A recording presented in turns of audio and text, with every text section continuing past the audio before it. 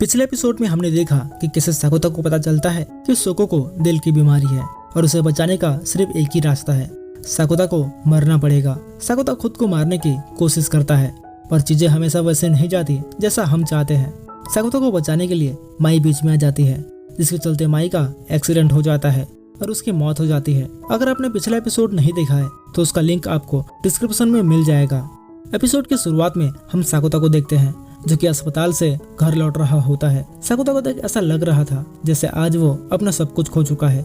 साकुता याद करता है कि कैसे वो नोदोका से अपनी नजर तक नहीं मिला पा रहा था जब नोदोका उससे माई के बारे में पूछ रही थी। साकुता माई की मॉम नोदोका और सोको से माफी मांगने लगता है, ये कहते हुए कि काश माई के जगह पर वो मर गया होता। साकुता घर पहुंचता है और उसे कुछ एहसास होता है।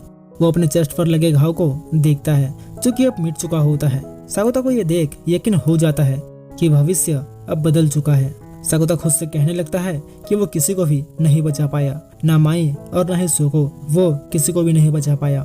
अगले दिन साकुता से फुताबा और कुनिमी मिलने आते हैं। वे साकुता की हालत देख हैरान रह जाते हैं। फुताबा साकुता को बताती है कि कैसे माई के एक्सीडेंट की फोटोज और वीडियोस वायरल हो रही है और किन किन वीडियोस में उसे भी माई के साथ देखा जा रहा है।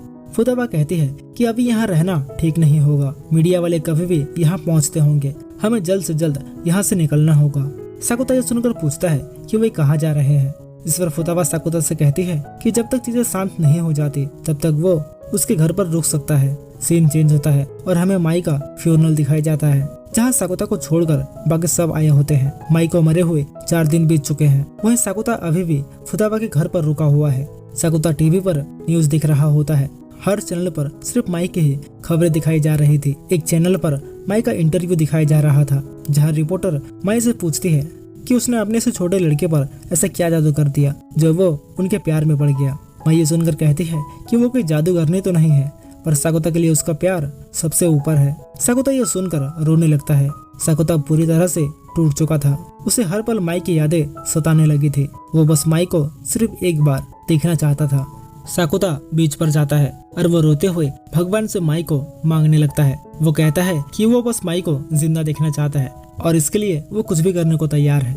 अचानक साकुता को बड़ी सोको की आवाज सुनाई देती है जिससे वो हैरान हो जाता है। वो देखता है कि सोको उसके सामने खड़ी है। सोको साकुता से कहती है कि माई को बचाना उसका काम है। साकुता सोको से पूछता है कि वो अभी तक यहाँ कैसे है। सोको ये सुनकर कहती है कि अभी उसके अंदर माई का दिल लगा हुआ है। सोको बताती है कि यह बात अभी तक पब्लिक नहीं हुई है पर उस रात माई के हार्ट को छोटे सोको के अंदर ट्रांसप्लांट किया गया था। साकुता ये सुनकर शौक हो जाता है पर साथ ही वो पूछता है कि क्या माई के पास भी डोनर कार्ड था।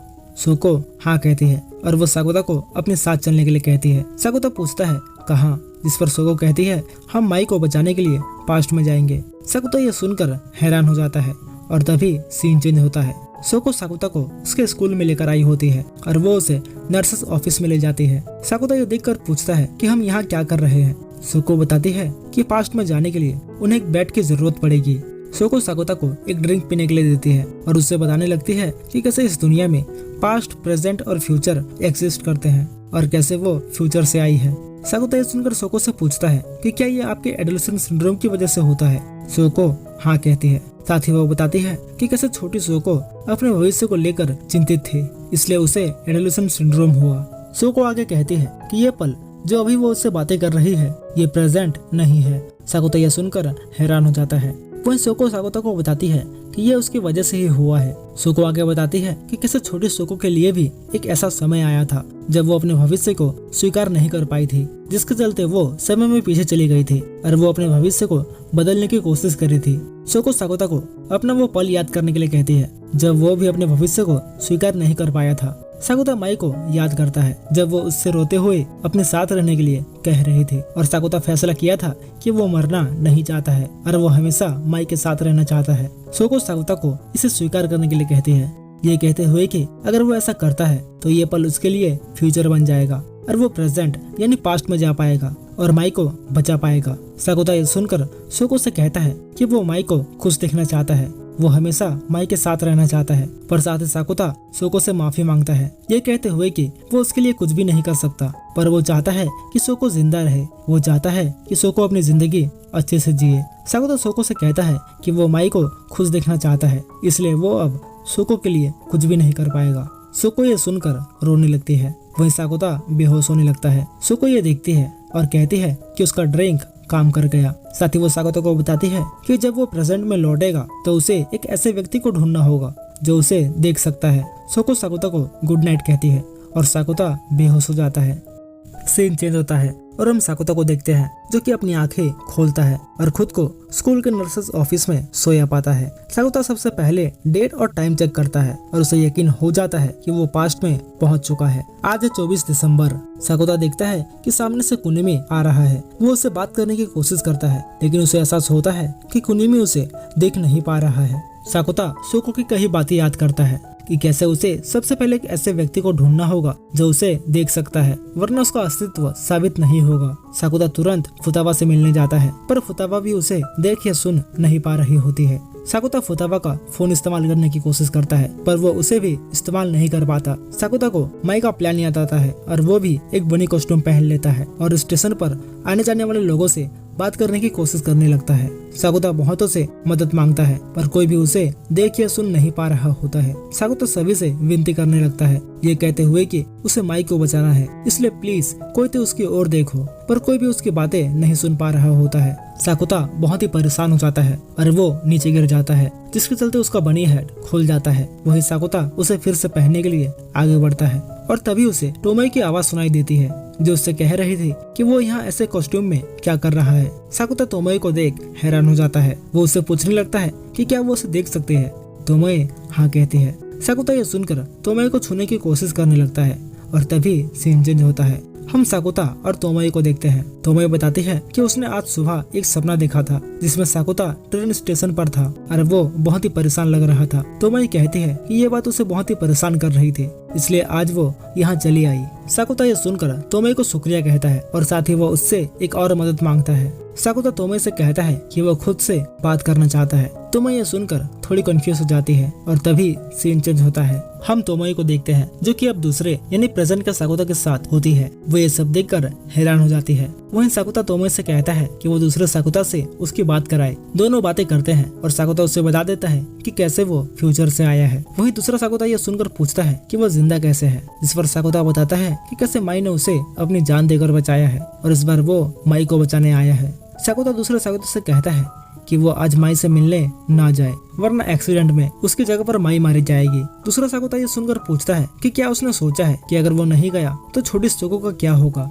साकुता कहता है कि वो इस बारे में कुछ भी नहीं कर सकता। वो कहता है कि वो अपना फैसला कर चुका है और वो माई को बचाना चाहता है। दूसरा साकुता ये सुनकर गुस्सा हो जाता है और कहता है कि तुम साकुता नहीं हो सकते। साकुता सोको के बारे में ऐसा कभी नहीं सोच सकता। साकुता ये सुनकर कहता है कि मुझे फर्क नहीं पड़ता कि तुम मेरे बारे में क्या सोचते हो, मैं सिर्फ माई को खुश देखना चाहता हूँ और मैं ये करके रहूंगा। दूसरा साकुता ये सुनकर कहता है कि वो सोको को कुछ नहीं होने देगा, भले ही उसे मरना ही क्यों ना पड़े। वो साकुता से कहता है कि वो बस माई को कैसे भी करके रोक ले। इतना कहकर दूसरा साकुता फोन रख देता है। इसके बाद साकुता नोदोका को कॉल करता है और उससे माई के बारे में पूछने लगता है। वो नोदोका से कहता है कि वो माई से मिलना चाहता है। साकुता नोदोका से रिक्वेस्ट करता है ये कहते हुए कि वो माई को एक सरप्राइज देना चाहता है। नोदोका इसके लिए मान जाती है और दोनों मिलते हैं। नोदोका साकुता को देख कहती है कि क्या वो कोई मजाक कर रहा है। साकुता इस सुनकर कहता है कि वो बहुत सोचा पर आखिर में उसे यही एक आइडिया पसंद आया। साकुता और नोदोका माई के मैनेजर के साथ मिलकर माई से मिलने के लिए पहुंचते हैं।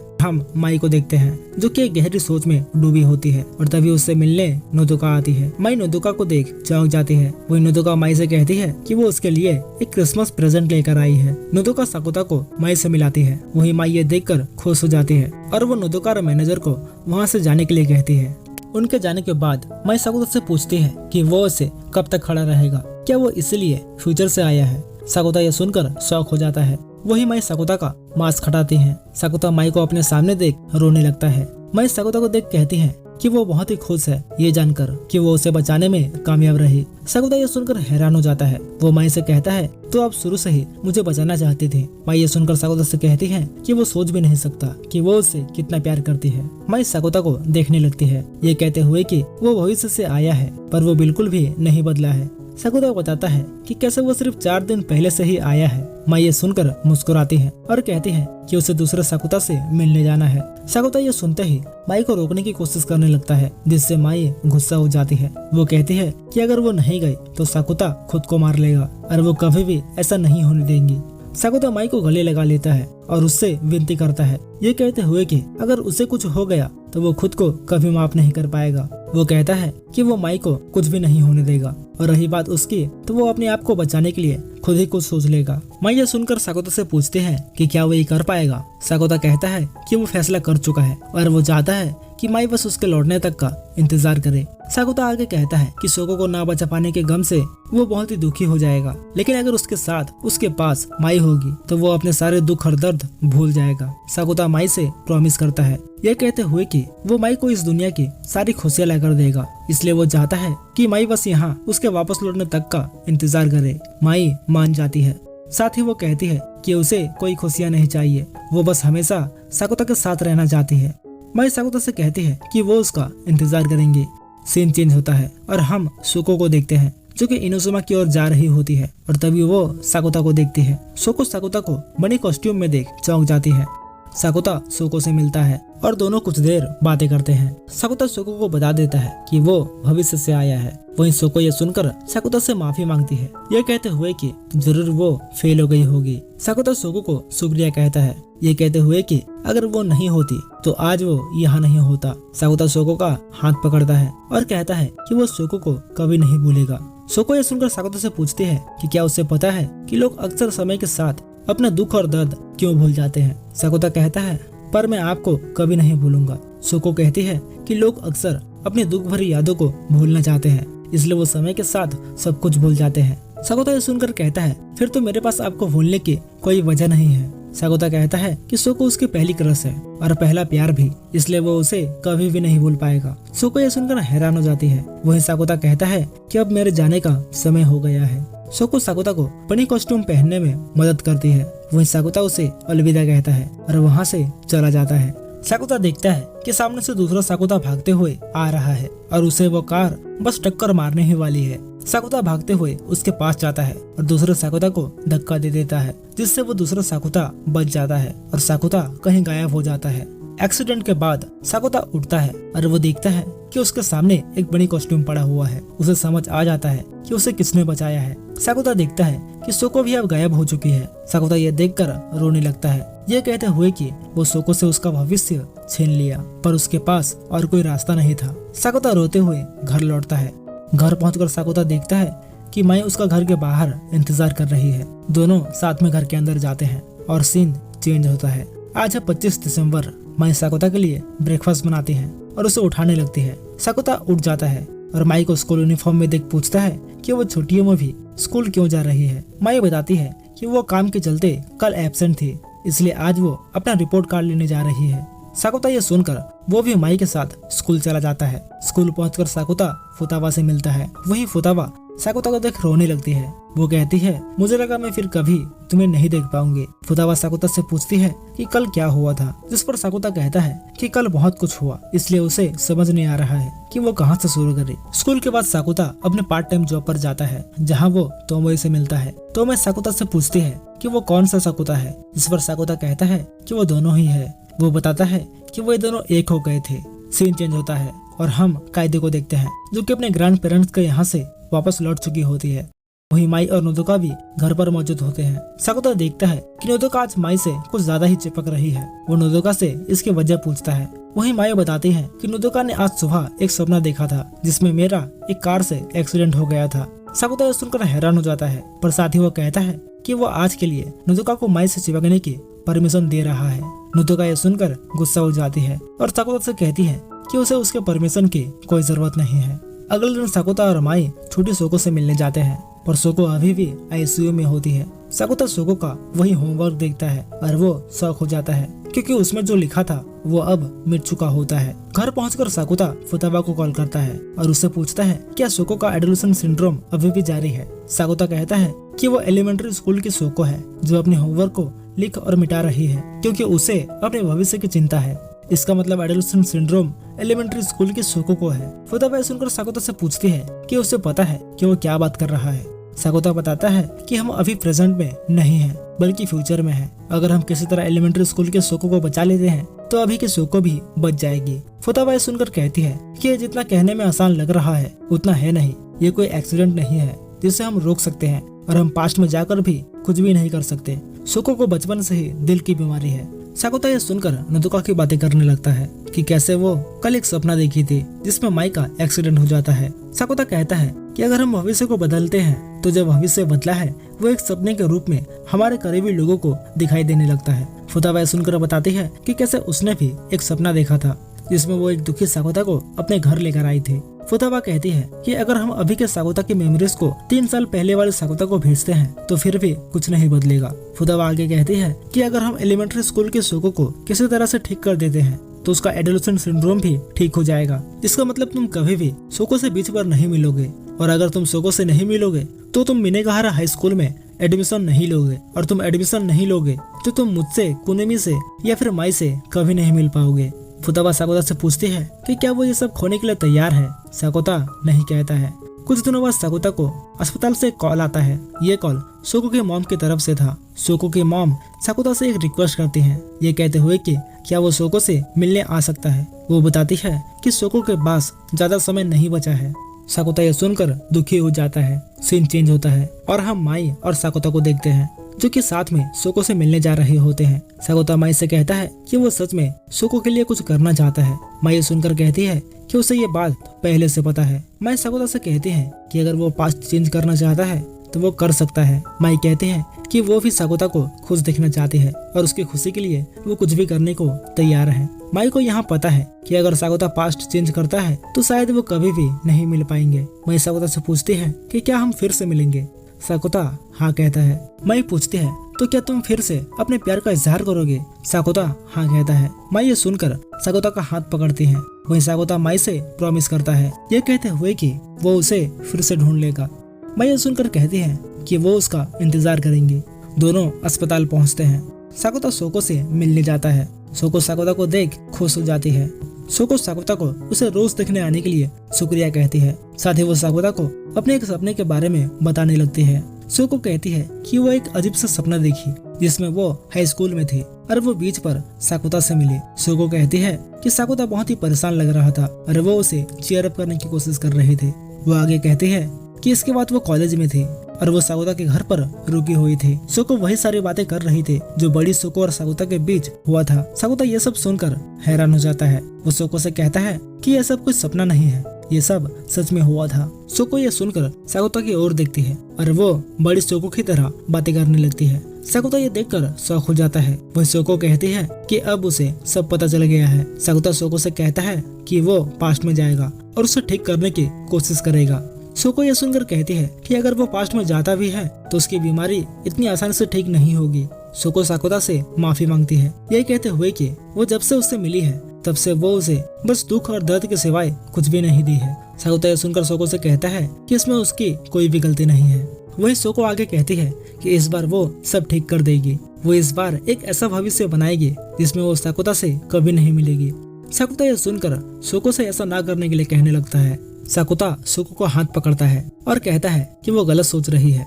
वहीं सोको कहती है कि वो बस साकुता की खुशी चाहती है, वो इस बार सब ठीक कर देगी। इतना कहकर सोको सो जाती है। साकुता माई के पास लौटता है। वही माई सोको का वही होमवर्क पकड़ी हुई थी। वो उस होमवर्क को साकुता को दिखाती है और उसमें इस बार लिखा था कि सोको एक अच्छी और दयालु इंसान बनना चाहती है। साकुता ये देखकर रोने लगता है। वो कहता है कि वो सोको के लिए कुछ करना चाहता है पर वो चाहकर भी कुछ भी नहीं कर पा रहा है। माई साकुता को एक पेन देती है और उससे कहती है कि सोको अपने पूरी कोशिश की, इसलिए वो उसे कॉम्प्लीमेंट दे। साकुता उस होमवर्क पर एक फ्लावर ड्रॉ करता है। इसका मतलब यह है कि सोको ने अपना काम अच्छे से किया है। माई ये देखकर हंसने लगती है और तभी सीन चेंज होता है। हम साकुता और माई को देखते हैं जो कि साथ में सो रहे होते हैं और तभी समय पीछे की ओर जाने लगता है और धीरे धीरे सब गायब हो जाता है। हम एलिमेंट्री स्कूल के सोको को देखते हैं। सोको इस बार अपना होमवर्क पूरा कर लेती है और ठीक 3 साल बाद हम साकुता को देखते हैं जो कि सो रहा होता है। कायदे साकुता को उठाती है, ये कहते हुए कि उसके पार्ट टाइम जॉब पर जाने का समय हो गया है। साकुता उठ जाता है और वो अपने पार्ट टाइम जॉब के लिए घर से निकल जाता है। रास्ते में साकोता नोदोका से मिलता है। वो उससे पूछता है कि क्या वो फिर से घर छोड़कर भाग रही है। नोदोका बताती है कि आज उसका शॉपिंग मॉल में एक शो है और वो वहीं जा रही है। काम के दौरान साकोता और कोनेमी बात कर रहे होते हैं, तभी उनके पास तोमई आती है। साकोता तोमई को देख कहता है कि आज उसके बोब्स थोड़े बड़े दिख रहे हैं। तोमई ये सुनकर शर्मा जाती है और साकोता से गुस्सा हो जाती है। इसके बाद साकोता से फुतावा मिलने आती है। साकोता फुतावा को भी घूरने लगता है, जिसे देख फुतावा माई से साकोता की शिकायत करने की धमकी देने लगती है। वहीं साकोता यह सुनकर माफी मांगता है। सीन चेंज होता है और हम माई और साकोता को देखते हैं। दोनों साथ में श्राइन विजिट करते हैं। माई साकोता से पूछती है कि वो क्या विश किया। साकोता कहता है कि वो इस नए साल में और कोई अजीब से मुसीबत में नहीं पड़ना चाहता। माई सुनकर साकोता से कहती है कि वो शायद भूल रहा है कि वे भी इसी अजीब से मुसीबत की वजह से ही मिले थे। इसके बाद साकोता और माई शिचिरेगामा बीच पर जाते हैं।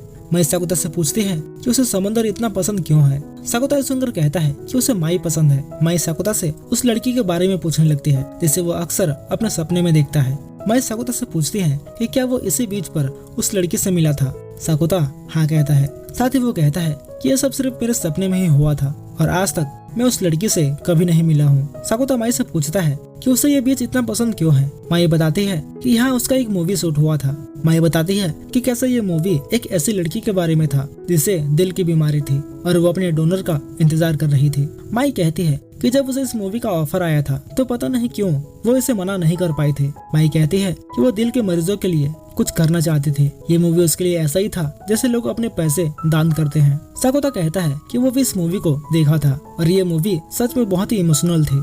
साकोता और माई बीच की ओर जाने लगते हैं। वहीं हम एक छोटी लड़की को देखते हैं जो कि समुद्र किनारे खेल रही होती है। साकोता उस लड़की की ओर देखने लगता है। वहीं माई ये देख साकोता से पूछती है कि क्या वो उस लड़की को जानता है। साकोता नहीं कहता है और वो वहाँ से जाने लगता है। अचानक साकोता को सब याद आने लगता है और वो सुको की ओर देखता है और जोर से सुको का नाम पुकारता है। सुको साकोता को देख चौंक जाती है और वो भी जोर से साकोता का नाम पुकारती है और ये मूवी यही समाप्त हो जाती है। तो दोस्तों, आपको ये वीडियो कैसे लगी नीचे कमेंट में जरूर बताइएगा। अगर वीडियो पसंद आया तो इसे एक लाइक करके अपने दोस्तों के साथ शेयर जरूर से करिएगा और इसी तरह की और वीडियोस देखने के लिए हमारे चैनल को सब्सक्राइब करके बेल आइकन को ऑल पे जरूर सेट करिएगा। और अगर आपको इस मूवी का एंडिंग समझ नहीं आया तो मैं जल्द ही इसके एंडिंग के बारे में भी एक वीडियो लेकर आने वाला हूँ, तो आप उसे देखना बिल्कुल भी मत भूलना। तो मिलते हैं आपसे अगले एपिसोड में, तब तक के लिए धन्यवाद।